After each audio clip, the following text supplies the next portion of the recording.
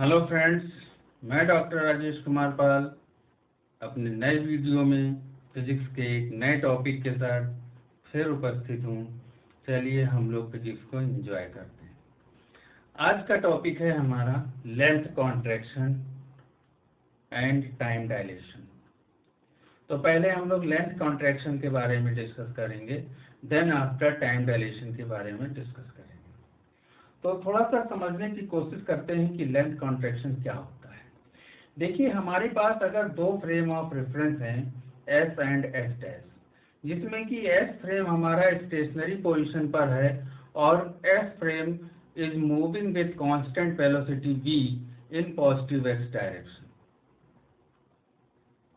तो यदि कोई रॉड अगर एस डैश फ्रेम में रखी हुई है और अगर S dash frame approximately equal to light velocity, अगर एस डैश फ्रेम लगभग लाइट की स्पीड से मूव कर रहा है तो हमको रॉड की लेंथ छोटी दिखाई देगी। इसी को हम लोग लेंथ कॉन्ट्रैक्शन कहते हैं, लंबाई में संकुचन कहते हैं। तो इसको कैसे प्रूव करेंगे, इसके न्यूमेरिकल्स क्या हैं वो देखेंगे थोड़े बहुत एक आधा, और उस पर डिस्कस करेंगे। थ्योरी वही है कि हमारे पास दो फ्रेम ऑफ रेफरेंस हैं,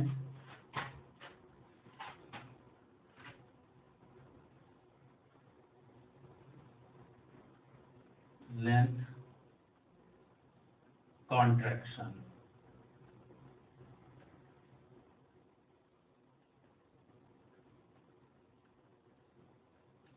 लंबाई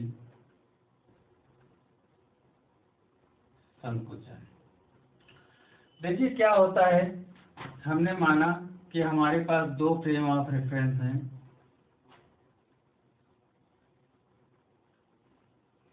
एस डैश एंड एस। हमने ये भी माना कि एस डैश के जो कोऑर्डिनेट होंगे X dash Y dash Z dash होंगे और एस के कोऑर्डिनेट होंगे एक्स वाई और जेड। अब बच्चों, हमने एक रॉड कंसीडर किया, ये हमारे पास एक रॉड है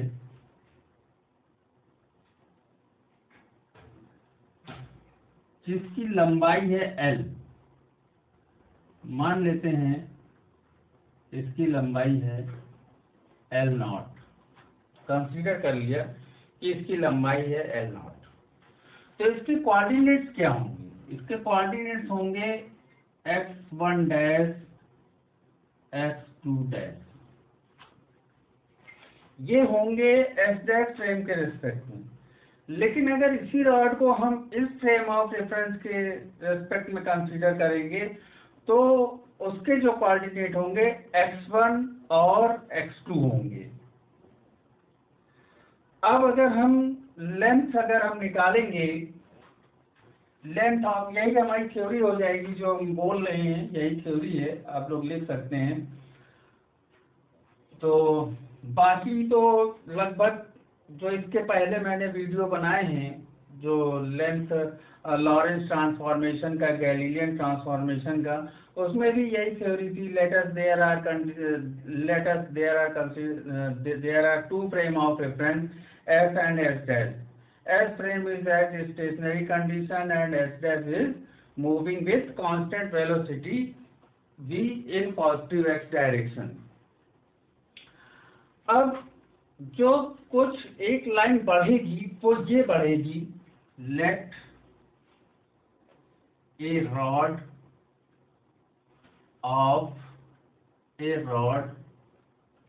is kept in frame S dash. ये हमने कंसीडर किया कि एस डैश फ्रेम में एक रॉड रखी हुई है और एस डैश फ्रेम में अगर रॉड रखी हुई है तो उसको हमने L0 माना था उस रॉड की लंबाई होगी x2 dash minus x1 dash. अब इसी तरीके से अगर हम रॉड की लंबाई को कंसीडर करेंगे एस फ्रेम के लिए, तो लेंथ ऑफ रॉड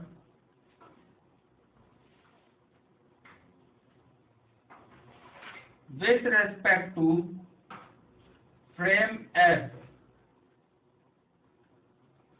तो हो जाएगी L is equal to x2 minus x1। अब देखते हैं,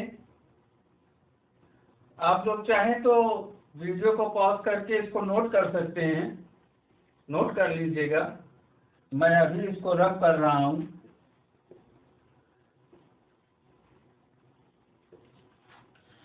अब देखिए बच्चों, लॉरेंस ट्रांसफॉर्मेशन में हम लोगों ने x डैश की वैल्यू को फाइंड आउट किया था। पिछले वीडियो में मैंने बताया था लॉरेंस ट्रांसफॉर्मेशन। अगर आपने नहीं पढ़ा है तो प्लीज वहां जाकर के आप पढ़ सकते हैं। मेरा लास्ट वीडियो आप देख लेंगे तो मिल जाएगा आपको। तो लॉरेंस ट्रांसफॉर्मेशन में फॉर्मूला होता था from Lorentz transformation equation x dash is equal to x minus V T upon root 1 minus V square upon T square. अब देखिए, ये वैल्यू है हमारे पास, इससे हम यहाँ पे पुट कर सकते हैं। तो हमको वैल्यू मिल जाएगी L not is equal to x2 minus V T upon root 1 minus V square upon C square, minus लगा हुआ है यहाँ पर x1 minus V T upon root 1 minus V square upon C. हम यहाँ से कॉमन कर लेंगे root 1 minus V square upon C square को, अंदर मिल जाएगा x2 minus V T minus x1 plus V T. V T से वी टी कैंसिल आउट हो जाएगा, L not is equal to मिल जाएगा x2 minus x1 upon root 1 minus V square upon C square. अब देखिए x2 minus x1 को हम लिख सकते हैं L, तो हो जाएगा L 1 minus V square upon C square. अब ये हमारा फार्मूला बन गया लेंथ कॉन्ट्रैक्शन का।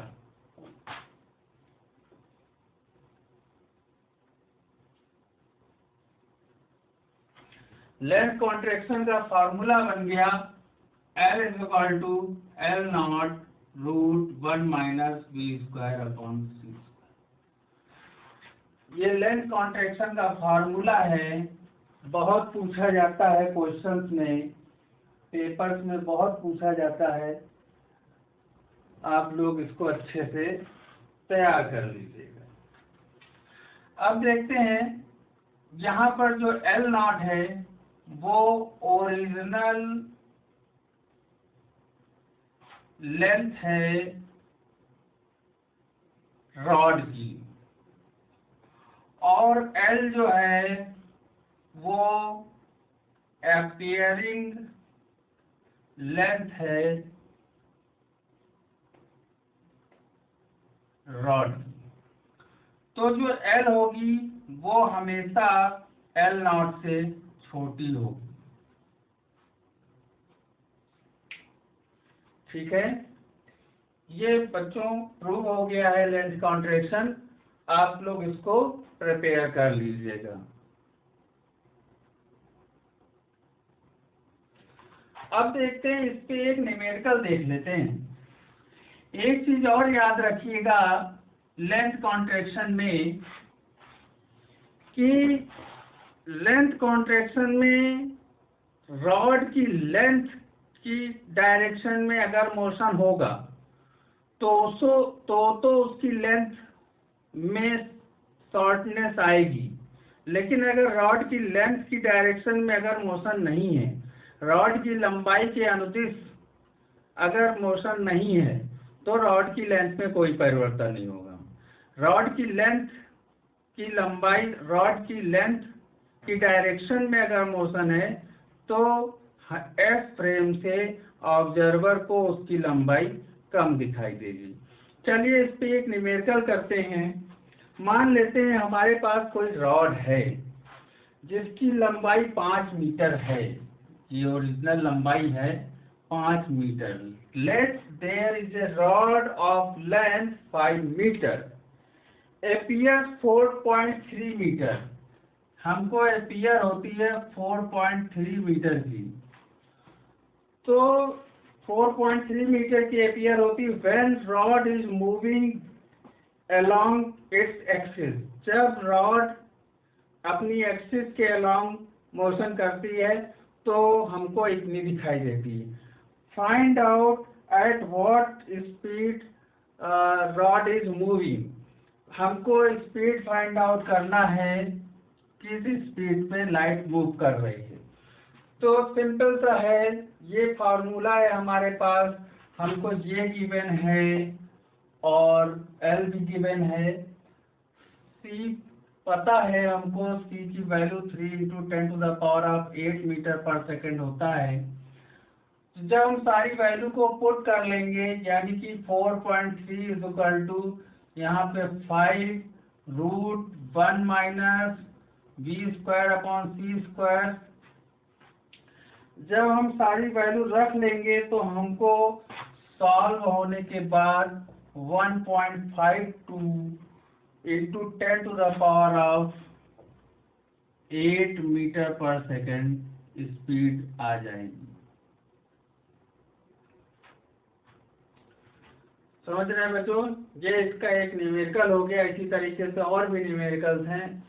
न्यूमेरिकल सॉल्यूशंस के लिए आप हमारे ब्लॉग स्पॉट पर जा करके सॉल्यूशंस विथ बहुत सारे न्यूमेरिकल्स हैं, आप वहां पर उसके सॉल्यूशन देख सकते हैं। चलिए अब अगला टॉपिक शुरू करते हैं। अगला टॉपिक है बच्चों टाइम डायलेशन का। तो देखते हैं जरा उसको। टाइम डायलेशन में ये बताया जाता है कि यदि हमारे पास कोई घड़ी है और अगर वो एस फ्रेम में रखी हुई है, तो मान लेते हैं कि दिन में 24 घंटे होते हैं, तो घड़ी अपना पूरा चक्कर 24 मिनट में कंप्लीट कर लेगी। लेकिन अगर उसी घड़ी को एस डैश फ्रेम में मूव करा दिया जाए तो वो घड़ी सुस्त हो जाएगी, यानी उस घड़ी का टाइम डिले हो जाएगा। अर्थात जो घड़ी 24 घंटे में पूरा रोटेशन करती थी, अब वो हो सकता है 23 घंटे में करे, 22 घंटे में करे, लेकिन 24 घंटे में नहीं करेगी, यानी टाइम पीरियड उसका बढ़ गया। इसी को हम एक एग्जाम्पल के साथ समझते हैं, टाइम सुस्त होना किसे कहते हैं। मान लेते हैं कि दो भाई हैं, जुड़वा हैं, उनमें से एक भाई यही हमारी अर्थ पर रहता है और दूसरे भाई को हम स्पेस में जर्नी के लिए भेज देते हैं।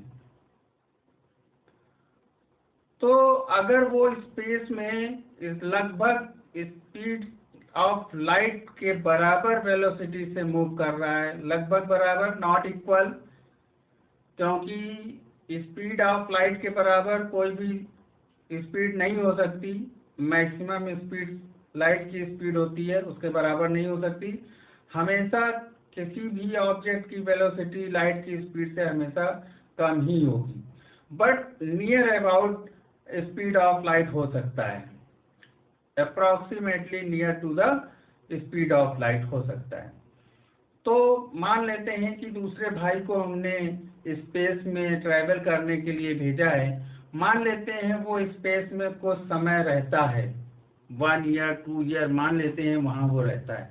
जब वो लौट करके आएगा तो यहाँ ये पाया जाएगा कि जो अर्थ पर था वो बूढ़ा हो चुका है, जबकि जो लौट करके आया है उसके कंपैरिजन में वो अभी यंग है। अर्थात उसके लिए जो स्पेस जर्नी पे गया था उसके लिए टाइम पीरियड बढ़ गया, उसके लिए घड़ी सुस्त हो गई, और जो हमारे यहाँ अर्थ पर था उसके लिए सेम टाइम वैसे ही चल रहा है। तो इसको ट्विन पैराडॉक्स के नाम से भी जानते हैं, ये जो मैंने आपको एग्जांपल दिया। तो इसको और आगे समझेंगे, लेकिन फिलहाल अभी ये देख लेते हैं कि इसको कैसे सॉल्व करते हैं। कैसे सॉल्व करते हैं एक आधा न्यूमेरिकल समझ लेते हैं, फिर आगे बात करते हैं। चलिए टाइम डायलेशन के लिए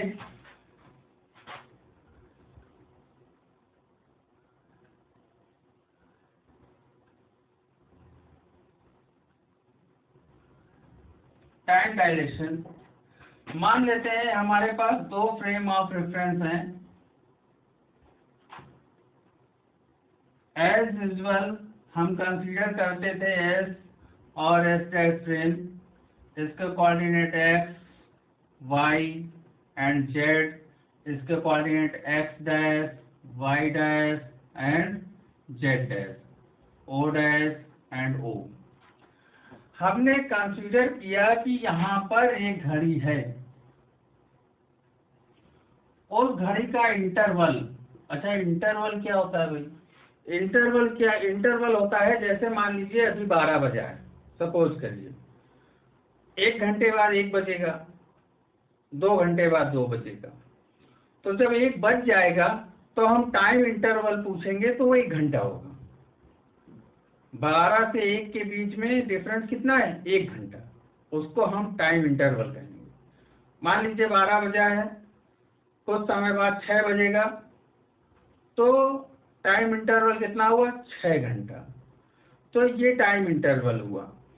तो यहाँ पे जो टाइम इंटरवल है हमने मेजर किया delta T dash equal to, ये हो जाएगा T2 dash minus T1 dash.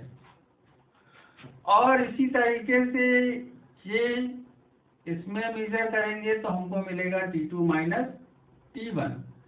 ये फ्रेम हमारा लगभग स्पीड ऑफ लाइट के नियर स्पीड से मूव कर रहा है, और इसका टाइम बढ़ जाता है, टाइम बढ़ जाता है। मतलब जो भाई, 2 भाई थे, एक भाई स्पेस में गया तो लौट करके आया, वो यंग है, मतलब वो ज्यादा जिएगा, और जो भाई यहीं पे था वो बूढ़ा हो गया, यानी वो जल्दी मर जाएगा।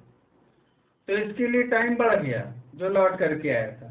इसका मतलब ये, वो टाइम डिले होने का मतलब होता है टाइम बढ़ जाना, ठीक है ना। जैसे हम किसी का वेट करते हैं, अगर वो सही टाइम पे आ गया तो ठीक, और अगर वो 10 मिनट लेट आता है तो क्या होता है? टाइम बढ़ गया। कितने मिनट बाद आया? 10 मिनट बाद आया, तो टाइम बढ़ गया।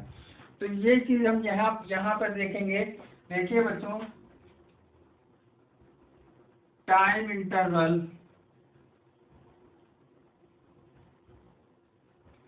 with respect to frame S dash, S dash frame के रिस्पेक्ट में टाइम इंटरवल जो होगा delta T dash T2 dash minus T1 dash, ठीक है। इसी तरीके से time interval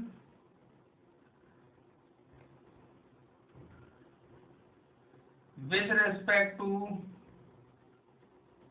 frame S delta T is equal to हो जाएगा T2 माइनस T1। ठीक है, आगे बढ़ते हैं। From Lorentz transformation equation, from Lorentz transformation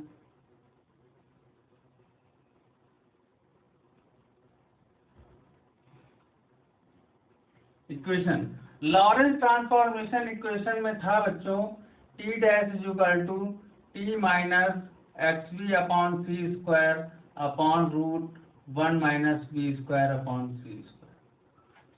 ये लॉरेंस ट्रांसफॉर्मेशन में टाइम का रिलेशन होता है। जिसने वीडियो ना देखा हो लॉरेंस ट्रांसफॉर्मेशन का, वो मेरे पिछले वीडियो में जा करके लॉरेंस ट्रांसफॉर्मेशन देख सकता है और समझ सकता है कि ये कैसे आया है। तो अब हम यहाँ पे देखते हैं T डैश की वैल्यू ये है, तो इक्वेशन हमारे पास ये लिखी है, इसमें हम इस वैल्यू को रखेंगे तो देखेंगे हमको क्या मिलेगा। Delta T dash is equal to sorry T2 minus X V upon C square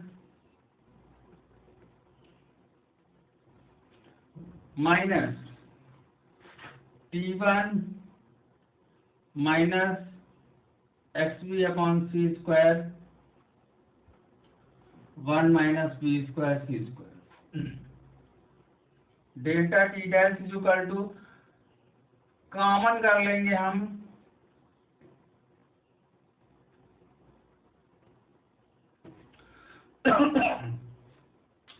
तो आपको मिल जाएगा T2 minus X V upon C square minus T1 plus X V upon C square. ये कैंसिल हो जाएगा, हमको मिल जाएगा T2 minus T1 upon root 1 minus V square upon C square.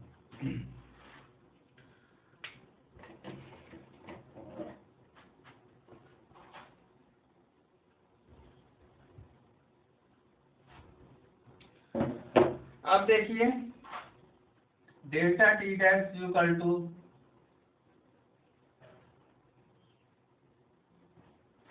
हम इसकी जगह डेल्टा T लिख सकते हैं।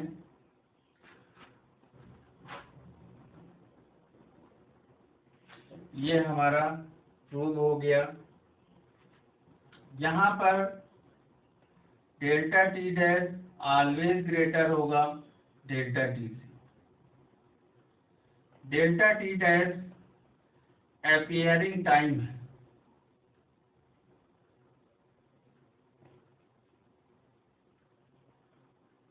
और डेल्टा T रियल टाइम है। डेल्टा T डैश को इम्प्रॉपर टाइम कहते हैं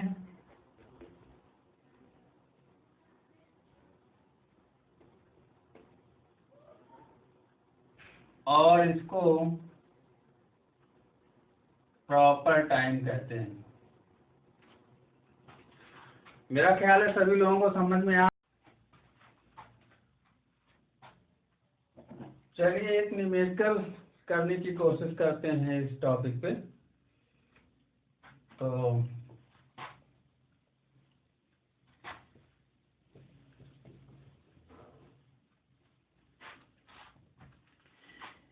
न्यूमेरिकल है, a clock is dilated by 10 second. मतलब एक घड़ी है जो 10 मिनट सुस्त हो जाती है इन ए मिनट, 1 मिनट में। एक घड़ी है तो 10 मिनट में सुस्त हो जाती है। Find the speed of clock.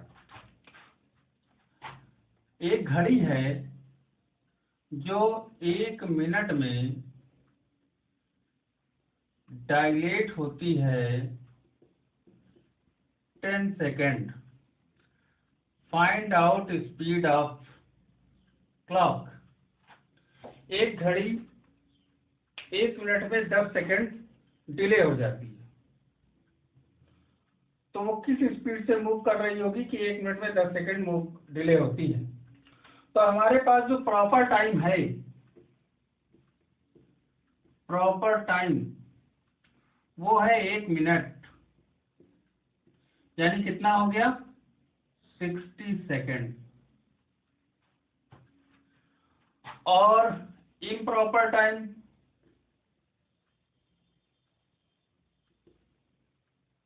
यानी ये डेल्टा टी और ये डेल्टा टी डैश कितना है इम्प्रॉपर टाइम? इम्प्रॉपर टाइम है 10 सेकंड बढ़ जाती है।